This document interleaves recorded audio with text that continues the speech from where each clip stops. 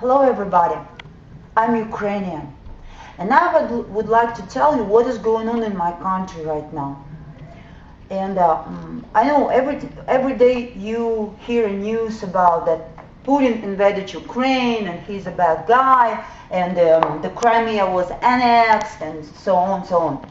Please don't believe the news, they are all pro-Western. There is another news which is, I think it's true news because I'm from the south of Ukraine and I would like to tell you what do we feel, we people of south and east feel about it.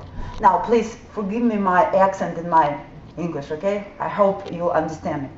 Alright, so what happened in Ukraine? It was a coup actually, and Kiev is the capital of Ukraine. By the way, this is the territory of Ukraine.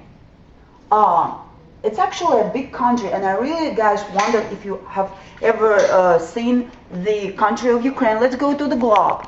See, this is the Europe, this is the Western Europe, the little pink spot is Ukraine, here is Russia.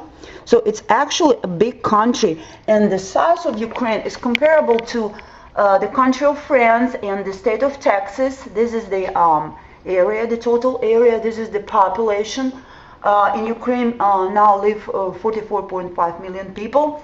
Okay, and this is the close look at the map. This is the country of Ukraine, which has borders with Belarus on the north.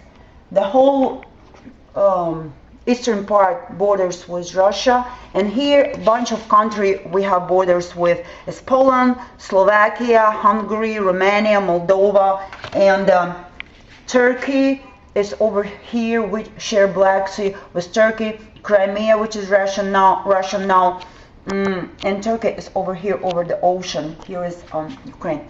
So let me tell you again what happened in Kiev. It was a coup, and how it happened, the radicals, the nationalists, and it started with a peaceful protest against a bad government of Ukraine. I don't like the government of Ukraine either. I don't like Yanukovych. He was a very corrupted guy, but he was legally elected.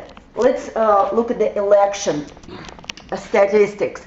The first election I want to mention was 2004, and pro-Western candidate lost at first, but after that the United States interfered, the Western other powers interfered, and they started to pay people standing on a main square of Ukraine. They started to support them anyhow, like make entertainment and actually pay some people to stay there. And can you imagine, just in a month the election like a 180% changed, and Yushchenko, the pro-Western candidate, won. However, this didn't last a long time. The election of 2010 shows when America didn't interfere anymore, shows the real attitude of Ukrainians.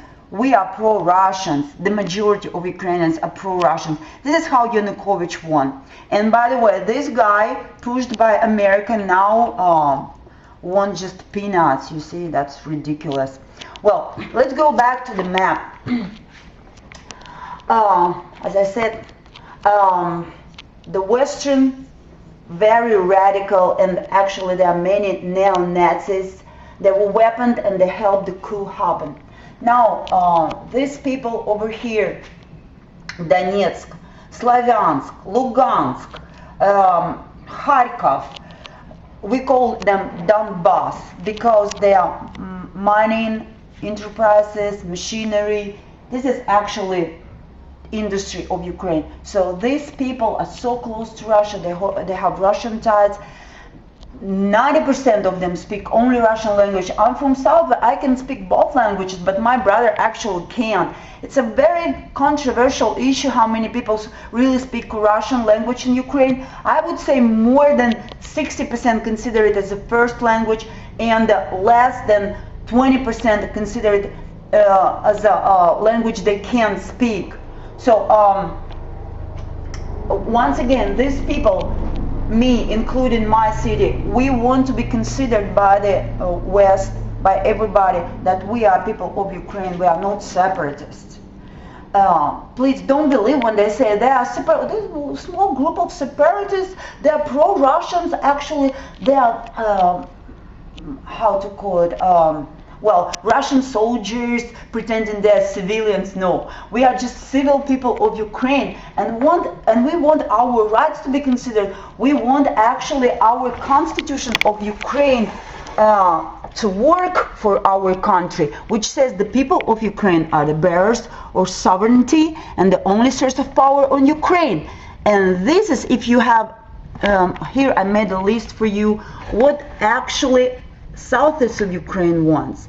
First of all, we don't accept the present power in Kiev, which came as a result of coup, weaponed and sponsored by the Western country, and main number one of them is United States. We don't want these people to rule our country. We don't consider them legitimate, and we want to make a federalization.